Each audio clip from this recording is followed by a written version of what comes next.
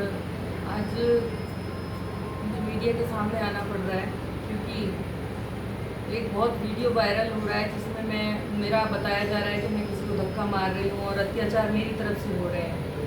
तो मैं आपको बताना चाहूँगी कि जितना भी मैंने मीडिया में 2 दिन से देखा है, क्योंकि मैं इतने दिन 2 दिन से मैं नहीं बोल पाई मीडिया के सामने, मेरी तबीयत ख़राब हो गई थी, मुझे काफ़ी लगी थी अंदरूनी, जिसके कारण मैं हॉस्पिटल एडमिट थी। तो कल ही 8 बजे छुट्टी मिली है मुझे शाम को।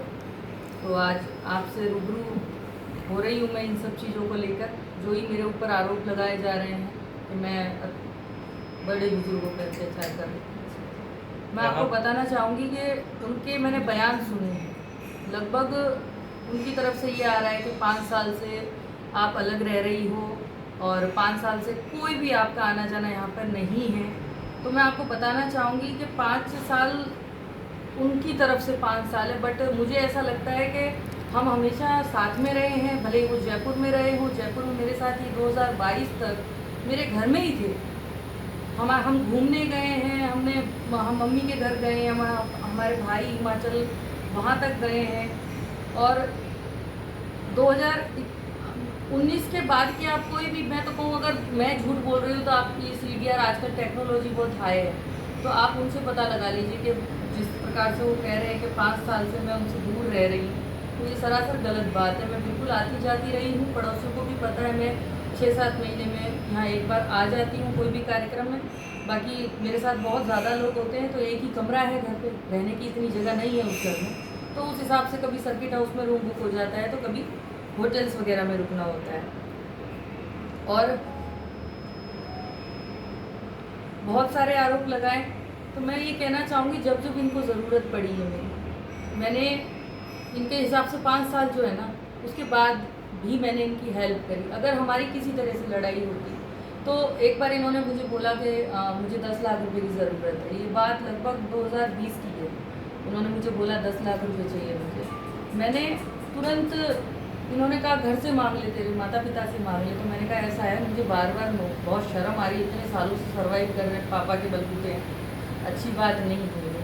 तो मैंने एक हमारे जानकार हैं रमेश जी वाघेला, जो कि साचोर के हैं, उनको मैंने फ़ोन किया। उन्होंने तुरंत 10 लाख रुपए की इनकी हेल्प कर दी, क्योंकि आज दिन तक इन्होंने उनके पैसे लौटाए नहीं हैं। थोड़े बहुत कुछ दिए होंगे, उसके बाद से उनका ना तो फ़ोन उठा रहे हैं ना उनके पैसे, और वो मेरे ऊपर इतना मतलब प्रेशर आ रहा है कि पैसे दीजिए MLA साहब, हमने आपको दिए थे पैसे।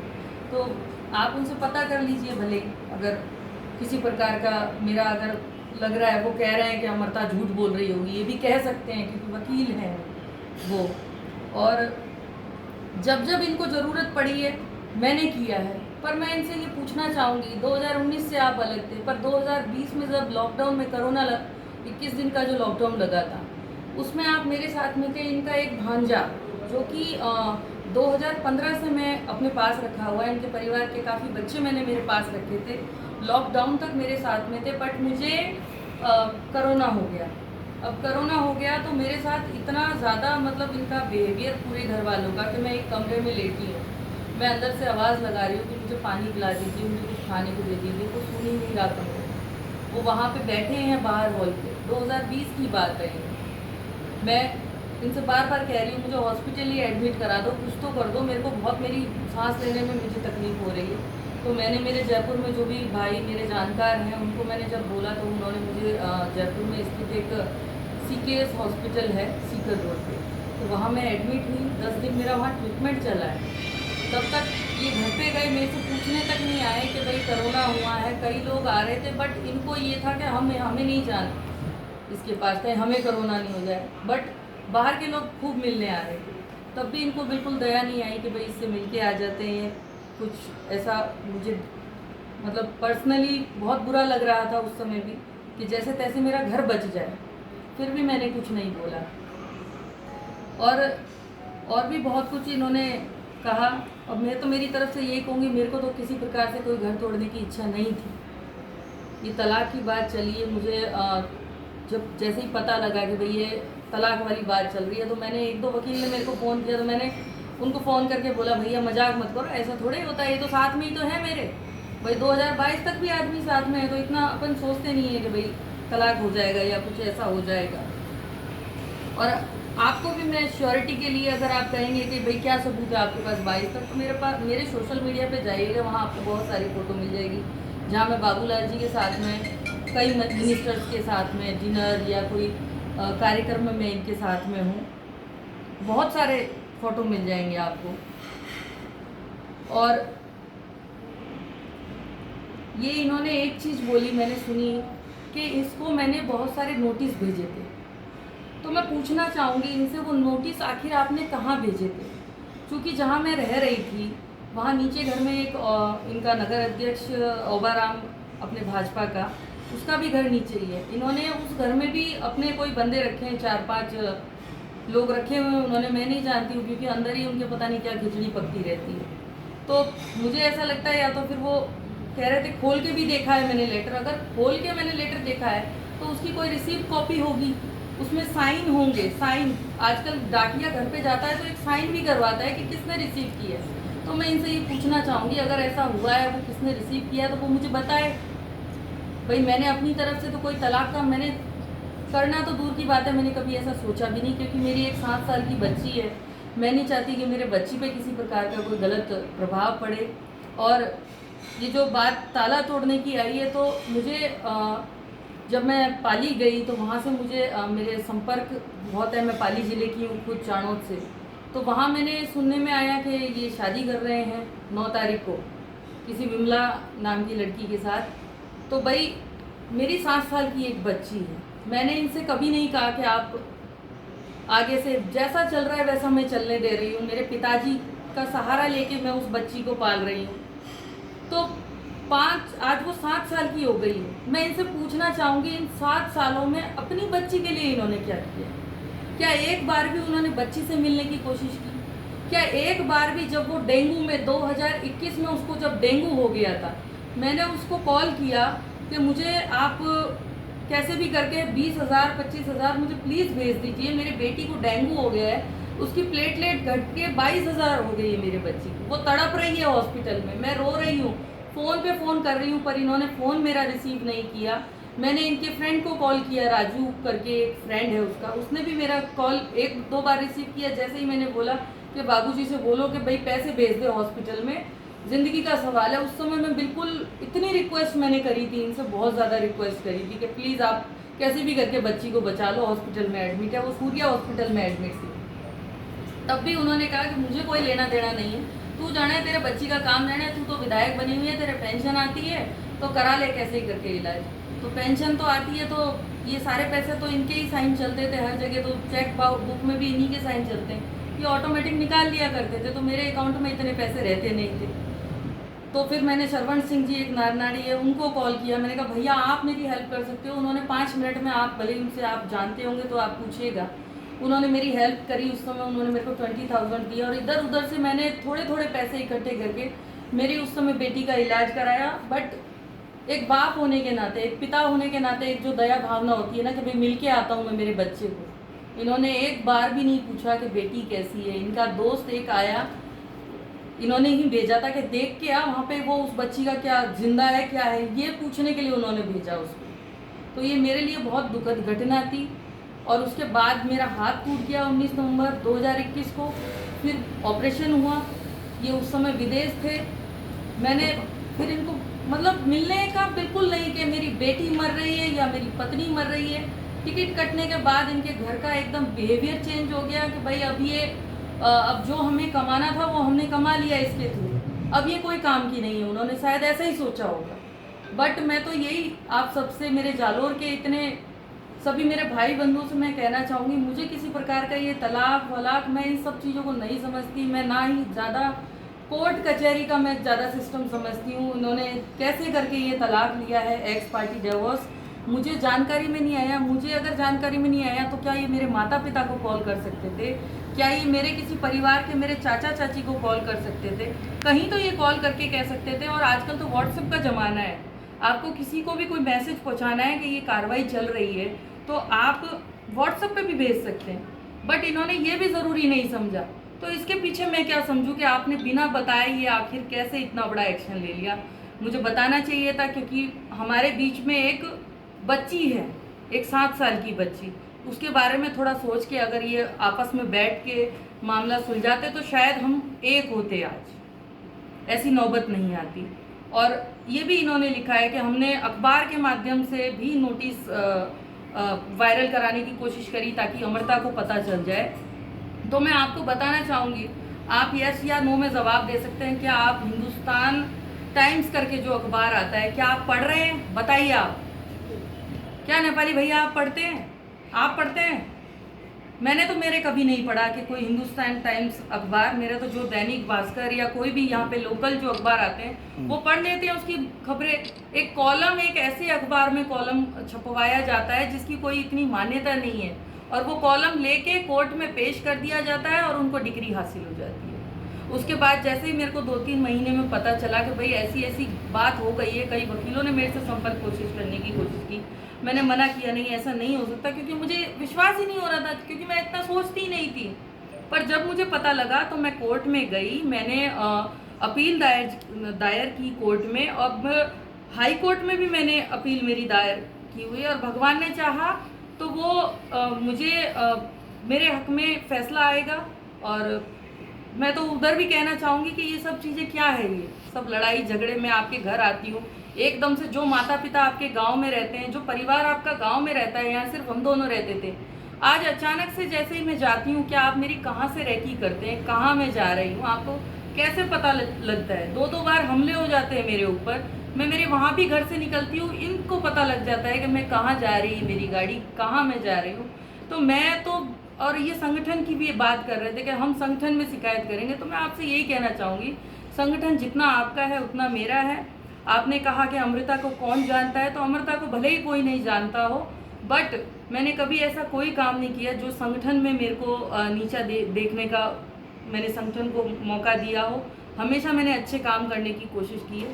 तो ये तलाक की बात है, फैमिली की बात है, तो ये आप जो धमकी दे रहे हैं मुझे मीडिया के माध्यम से कि मैं संगठन में आपके लिए बात करूँगा, और कई मंत्रियों ने मेरे को संपर्क किया है, उनके ये वहाँ पे कॉल कर करके कह रहे हैं कि भाई इसने जो किया है ऐसा, तो ऐसा आप क्यों कर रहे हैं? घर की बात है तो आप घर में क्यों नहीं सुलझाते? ये लड़ाई झगड़े में क्या रखा है? मैं तो ये कहूँगी, मेरे को सब लोग जानते हैं यहाँ पे, मैंने कभी किसी से कोई झगड़ा नहीं किया, ना ही मेरा बैकग्राउंड ऐसा है, ना मेरी फैमिली का बैकग्राउंड ऐसा है कि हमने किसी पे कोर्ट कचहरी या कुछ भी कभी। मैंने तो फर्स्ट टाइम ये जो डिग्री वाला केस हुआ है उधर मैंने कोर्ट देखा, गई हूँ मुझे, कि मेरा दिल जानता है कि मेरे दिल पे क्या बीती, कि मेरी बच्ची को देख के मुझे कितना, मतलब मैं इमोशंस मैं काबू नहीं कर पाती उसको देखती हूँ कि एक पिता है इसका, वो जब कहती है कि मेरे स्कूल में पेरेंट्स मीटिंग में मेरे पापा कहाँ हैं, मेरे सबके पिताजी छोड़ने आते हैं स्कूल में, तब कहाँ चले जाता है? पिता का प्यार क्यों नहीं मिल रहा है उसको? इस चीज़ का मेरे साथ भले ही अत्याचार इतने सालों से हुआ है, मुझे कोई प्रॉब्लम नहीं,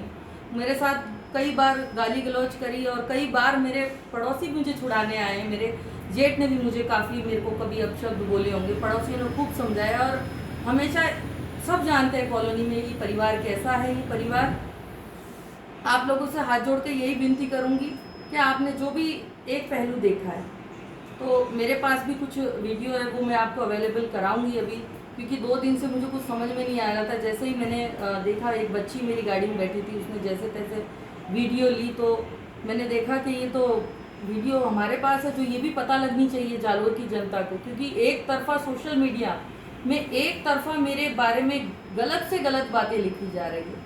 मेरे पिता को मारा, मेरे इसको मारा, क्या किसी ने ये नहीं देखा? क्या डॉक्टर को आपने पूछा कि मेरे गाल पर कितनी स्वेलिंग आई थी, मेरे गर्दन में लगी है, कितनी चोटें आई है मुझे अंदरूनी? तो वो हवा में लग गई सब। और इनके पिताजी को अगर मैंने कह रहे हैं जैसा कि धक्का मारा है, तो वो क्यों लगा होगा उनको धक्का? क्या वो मेरे, क्या पता पत्थर लाके मारने वाले थे, क्या पता वो लठ लेके आ रहे थे, अंदर से जोर जोर से चिल्ला रहे थे? क्या मैं मेरे बचाव नहीं करती? मैं तो जा रही थी वहाँ से, जब उन्होंने गाली गलौज और मुझे मारना एकदम से अंदर खींच के जब मुझे मारा, मैं तो जा रही थी कि चलो ठीक है भाई, मुझे लड़ाई झगड़े में मुझे मारो मत बस प्लीज़। ना ही मेरा भाई ने उनके ऊपर हाथ उठाया, सब हम आप करके बहुत रिस्पेक्ट से बात कर रहे थे, हमने किसी प्रकार की गाली गलौज नहीं की। मेरे ससुर जी की जब आप रिकॉर्डिंग सुनेंगे तो आप खुद कहेंगे कि जालोर की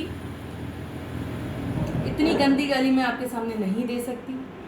बहुत ही गलत वर्ड का उन्होंने यूज़ किया। जब एक जालोर की मैं जनप्रतिनिधि रही हूँ, अगर किसी महिला को कोई वेश्या कहेगा तो उसके उसके दिल पर क्या गुजरेगी उस समय। उसका घर का एक पिता तुल्य बुजुर्ग जिनकी सेवा की है मैंने, मेरी सास के पैरालिसिस है, वो काफ़ी समय से 20 साल हो गए तब से पैरालिसिस है, वो खड़ी नहीं हो सकती। उनके मैंने डायपर तक चेंज किए हैं, मैंने उनके सब सेवा की है हर प्रकार से। पर इतनी सेवा करने के बाद अगर मुझे ऐसी गालियाँ और ऐसा धिक्कार इनके घर से मिल रहा है ना, तो ये बहुत गलत है। तो मैं तो न्याय मांगती हूँ कि मेरे साथ भी जो हुआ है वो मेरे को न्याय मिलना चाहिए, मेरी बेटी को उसका हक मिलना चाहिए जो भी है। और आशा करती हूँ कि जैसे एक पहलू देखा है तो दूसरे पहलू से, क्योंकि हमेशा देखिए मैं स्ट्रॉन्ग हूँ, मुझे पता है मैं स्ट्रॉन्ग हूँ, बट मैं ऐसी गलती नहीं कर सकती कि किसी को गाली गलौज करूँ, मार सकूँ। मैं ऐसा बिल्कुल मेरा व्यवहार नहीं है। और जो भी मैं करूँगी मेरी बेटी के लिए करूँगी। देखिए मेरा जीवन है उसके साथ और मेरा कर्तव्य है, मैंने उसको अगर इस दुनिया में लाया है तो मेरा कर्तव्य बनता है उसको पाल पोस के बड़ा करूँ। तो ये कर्तव्य पिता का भी होना चाहिए। तो वो सुन रहे होंगे तो मैं यही कहूँगी कि जो जो मैंने बोला है ना, एक भी वर्ड इसमें अगर कोई गलत हो ना तो मुझे आके बोले कि मैं तू झूठ बोल रही है, तो मैं बिल्कुल उसका आपको साक्ष्य प्रस्तुत कर दूँगी। जो भी आपको फ़ोटोज़ चाहिए, किस समय साथ में थे, वो भी मैं आपको फ़ोटो दे दूँगी। बिल्कुल झूठे तरीके से ये जो तलाक इन्होंने ले लिया है, षड्यंत्र करके ये जो तलाक ले लिया, ये भी बिल्कुल गलत है। मैं कोर्ट से भी लड़ूंगी और कोर्ट को भी इन्होंने गुमराह किया है एक प्रकार से ऐसा करके। तो मैं बिल्कुल मैं न्याय के लिए सबसे अपील करूंगी जहाँ जहाँ मुझे लगेगा, क्योंकि मैं इतनी, वो वकील है मेरे पास इतना, मैंने LLB की डिग्री तो ले नहीं रखी है कोई, तो जितनी मेरे से कोशिश होगी बन पड़ेगी मैं करूँगी अपने लिए, अपने बच्ची के लिए, अपने परिवार के लिए। और मेरा किसी प्रकार का ये जो घर परिवार तोड़ने का है, मैं ऐसे बिल्कुल भी मुझे नहीं अच्छा लग रहा है ये सब जो मेरे साथ हुआ है। और जो भी वीडियो आपको दूंगी वो आप देख लीजिएगा, आप स्वयं आप खुद बताइएगा मुझे मैं कहाँ गलत हूँ। और मैं बहुत इतनी दुखी हूँ ऐसे कमेंट सुन के कि मेरे ऊपर क्या गुजर रही है वो मैं ही जानती नहीं। मैंने एक उनकी मीडिया में एक उनका वो चल रहा था, वो फ़ोन कॉल जो होता है वो वाला, तो वहाँ उन्होंने मुझे बोला, मतलब मुझे ही बोला, उस मीडिया के माध्यम से बोला मुझे कि मैं जो भी इसने ये किया है मैं उसको मतलब संगठन में बोलूँगा। तो मैं यही कहना चाहती हूँ, संगठन जितना उनका है उतना मेरा है। और ये फैमिली की बातें हैं तो ये संगठन कहाँ से बीच में आ गया। आपने इतने ये कोर्ट की कार्रवाई की, क्या संगठन में किसी को पूछ के किया था क्या, जो आप मीडिया में बोल रहे हैं कि भाई संगठन को मैं इतना बताऊँगा उतना बताऊँगा। कल इलेक्ट्रिक आप देखेंगे हर चीज़ में आधार कार्ड लगता है, हर चीज़ में कागजातों के बिना कुछ होता नहीं है। तो मैं कहूँगी इनकी आप 2013 से पहले की आप प्रॉपर्टी चेक करवाइए, कितनी इनके माता पिता के नाम पे प्रॉपर्टी थी, कितनी इनके नाम पे थी, कितनी इनका जो भाई है उसके नाम पे थी, और 2018 में इनकी कितनी थी।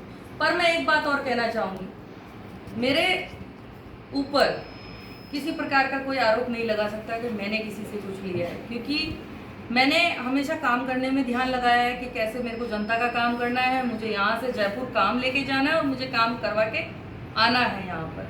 मैंने हमेशा काम के प्रति अपनी ईमानदारी निभाई है और मैंने जनता के लिए काम किया है। कोई मुझे ये नहीं कह सकता कि हमने अमृता जी को कोई दे के काम करवाया है, कोई नहीं कह सकता, क्योंकि मेरी ईमानदारी मेरी जनता जानती है और मैं जानती हूँ। अभी जैसे आप कह रहे कि जो भी पैसा था वो उन्होंने ज़मीनों पे लगाया है, और काफ़ी वो है कि उन्होंने कोई बिजनेस नहीं किया, उन्होंने ज़्यादा से ज़्यादा ज़मीनें खरीदी उसमें। और मेरे पास कुछ नहीं था तो मैंने अभी छोटा मोटा काम चालू किया है, क्योंकि मुझे सर्वाइव करना है, मुझे मेरी बेटी को रखना है। क्या जो ये पेंशन की बात करते रहते हैं, बार बार पेंशन की बात करते हैं, 35,000 रुपये, तो मेरे पास गाड़ी है, मुझे ऑफिस भी मेंटेन करना पड़ता है, मुझे बेटी की जो ईयरली फीस है वो भी भरनी पड़ती है। तो ये सब चीज़ों के लिए काम भी करना पड़ता है ना। और इन्होंने जो कुछ भी खरीदा होगा या फिर इनके पास जो भी गाड़ी होगी वो किस तरीके से इनके पास आई है, आप देखिए। मेरा सब कुछ लोन पे है, बिना कागजात के तो लोन होता नहीं है, वाइट बिल्कुल होता है उसमें। तो जो भी है आप पता कीजिए उनसे। आप कह रहे इन्होंने शुरू से, मेरे पापा ने इनकी हेल्प की है। जब से मेरी शादी हुई थी तब इन्होंने बताया कि हमारा ऐसा घर है वैसा घर है, सब कुछ अच्छा बताया इन्होंने। जब मैं शादी करके आती हूँ तो मुझे कुछ मिलता नहीं है यहाँ पर, मुझे घर तक नहीं नज़र आता कि घर कहाँ गया जो बताया था। मेरे माता पिता को जो घर बताया गया था वो भी नहीं दिखाई दिया, वो घर आखिर गया कहाँ वहाँ रामदेव कॉलोनी में। फिर मेरे पापा पैसे देते हैं, फिर घर बनाते हैं। उस दौरान मैं 6-7 महीने तक मैं दिल्ली रहती हूँ। जब घर बन जाता है तब आती हूँ मैं। और तब से लेके मैं तो कहूँगी अभी तक मेरे पिताजी मेरा घर पूरा चला रहे हैं, क्योंकि मेरी छोटी बच्ची है तो वो भी उन्होंने 2-3 साल तक उन्होंने ही संभाला है। कोई ऐसे कहता है कि भाई उसके घर में तो गांव में ऐसे शादी हुई है, उनके तो सबको अंगूठियाँ पहनाई गई है, उनके घर में ये आया है वो आया है, वो अगर सुनाते ही रहे तो क्या कोर्ट में जाती है क्या? यहाँ की महिलाएं कितनी कोर्ट जाती है बताइए? कितनी मार खाने वाली जालोर की महिलाएं कोर्ट जाती है बताइए आप? कितने दर्ज हो रहे हैं मुकदमे? वो चुप रहती है, सिर्फ घर बचाने के लिए चुप रहती है। अगर ये तलाक कैंसिल हो जाता है तो वापस रहेंगे आप इनके साथ? बाबूलाल बिल्कुल, मैं तो चाहती ही नहीं हूँ किसी प्रकार से तलाक। कौन सा तलाक? वापस इनके साथ ही रहेंगे आप? अब इनके साथ तो अब देखिए इनका बिहेवियर कैसा रहता है उस पर निर्भर करता है। आप कहते हैं मैडम 9 तारीख को मतलब कि आज शादी होने वाली थी, क्या शादी हो गई? देखिए वो तो आप एसपी ऑफिस आप पाली में फ़ोन करके पूछ सकते हैं, जिसने एप्लीकेशन लगा के छुट्टी ली है, अपने शादी की छुट्टी ली है और किसके साथ ली है वो आप पता लगा सकते हैं फ़ोन करके। नहीं, आरोप आप लगा रहे हैं? आरोप तो आप लगा रहे। नहीं तो मैं आरोप मेरे को वहाँ से मेरे को पता लगा होगा तभी तो मैं बोल रही हूँ ना, ऐसे हवा में तो नहीं बोल सकती मैं। उन्होंने तो नकारा है इस बात को। भाई वो नकार सकते हैं क्योंकि जिस समाज में हैं वहाँ पर दूसरी शादी फेरे खा के तो होती नहीं है गाँवों में, कि डायरेक्ट ले जाके या तो कोर्ट में बिठा दे, ऐसे तो शादियाँ होती नहीं है। यहाँ नाता व्यवस्था है, तो नाता व्यवस्था के माध्यम से हो रहा है जो भी हो रहा है। मैडम एक जानकारी आ रही है कि आप विधायक थे उस समय, बाबूलाल जी ने किसी से ट्रांसफ़र के नाम पे पैसे लिए। वो देखिए आप जालोर की जनता से पता कीजिए। नहीं, जानकारी आ रही है तो वो क्या जानकारी उसको आ रही है तो आप उनसे पता कीजिए। इतना ये सारा कहाँ से ये इतना जो मतलब दिखाया है ये कहाँ से इतना? आपके नाम पे लिए हुआ है? देखिए मेरे नाम से बिल्कुल हुआ है, बिल्कुल। मेरा जो विधायक कोष आता था, विधायक कोष होता है ना विधायकों का, उसमें से जो काम करवाया करते थे 2016 में मेरी बेटी हुई, उसके बाद मैं थोड़ा रेस्ट में जाने लगी। मेरे को ये बोलते थे कि आप जयपुर रहिए, मैं संभाल रहा हूँ यहाँ पर। तो वो साइन और वो काम मैंने तो नहीं देखा, ये तो सब यही करते थे, मेरे चेक तक पे यही साइन करते थे। जब 2000 ये जो चुनाव गए हैं 2000 ये एमएलए के चुनाव 23 वाले, तब इन्होंने 2021 में मुझे बोला था कि ऐसा है तैयारी मैं कर रहा हूँ तो आप जयपुर रहिए, अब की बार टिकट मैं लेके आऊँगा। मेरे को नो इशू यार, ठीक है आप लड़िए, कोई दिक्कत नहीं, मैं थी तो आप लड़िए, इसमें क्या हो गया? पति विधायक बनता है तो भी मुझे कोई प्रॉब्लम नहीं है, मैं तो जैसा वो कहेंगे वैसा मानूंगी ना। भाई मेरी चेक बुक पे इतने सारे साइन किए, मैंने कभी ऑब्जेक्शन नहीं किया, पति है। आपकी भी पत्नियां हैं, आप अपनी पत्नियों को अगर कहेंगे कि भाई इधर साइन कर तो वो क्या मना कर देगी क्या? बताइए आप।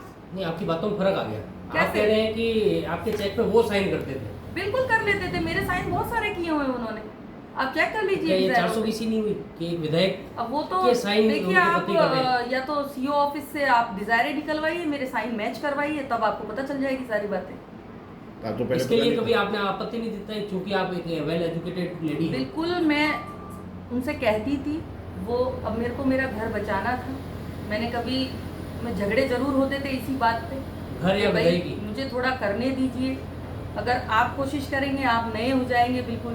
पर वो ये कहते थे कि मैंने तुझे जिला परिषद सदस्य मैंने बनाया है, मैंने तुझे एमएलए बनाया है। आज भी वो ये कह रहे हैं कि मैंने इसको बनाया है, आप कहीं ना कहीं आप सुनिएगा, आपको ये सुनाई दे जाएगा। वो बार बार कह रहे हैं ये कि मैंने इसको जिला परिषद सदस्य बनाया, मैंने इसको एमएलए बनाया। तो जालोर की जनता ने आखिर क्या किया है, मैं ये जालोर की जनता से पूछना चाहती हूँ। जालोर की जनता को तो आप दोनों ने तो धोखे में रखा है। बिल्कुल मैंने धोखे में नहीं विधायक रखा, आप कभी मैंने साइन जालोर कर रहे की हैं। जनता का हमेशा काम किया है। और मैं भले जयपुर भी रहती हूँ, आज भी जालोर के लोग अगर मेरे पास आते हैं तो मैं उनको स्वयं ऑफिस तक लेके जाती हूँ। कहीं भी डिपार्टमेंट में उनका काम होता है ना, तो ये अमृता मेघवाल जयपुर में भी बैठी है उनके लिए काम जाहिर है उनसे करवाने के लिए। लिखवाते हैं। नहीं, आपकी जानकारी में था ये वो साइन कर रहे हैं, उस समय आपने विरोध नहीं किया? मैंने इनसे बोला था कि साइन मेरे से करवाया करो, कम से कम काम तो बताओ मुझे। पर ये कहते थे कि अरे एमएलए साहब आपको क्या लेना देना, आप तो बस ऐसे ही मतलब करके ऐसे टाल के बाद वो बात टालनी उनको आती है। और आप 5 साल मानते रहे? मैं बिल्कुल उनकी हर बात मानती थी। तो आप हमेशा मानती थी। एजुकेटेड लेडी हैं, आपको ये शोभा देता है नहीं, कि इस तरीके एजुकेशन से का ये मतलब fraud क्या होता है, जनता ऐसा की- नहीं जनता होता के है। लिए जो देखिए आप fraud पति कर रहे पत्नी हैं। होते हैं जहाँ एक विश्वास होता है, एक विश्वास की जो डोरी होती है ना वो होती है उस समय। पति कहता है जो मानना पड़ता है। सरकार चलाने में हम गृहस्थी कोई की वहाँ विश्वास विदेश की काम कंट्री आ से जाती नहीं है। आए यहाँ के, अगर पति ने एक एक्शन गलत ले लिया तो हम उस पति को अपशब्द बोलेंगे, ऐसा नहीं है।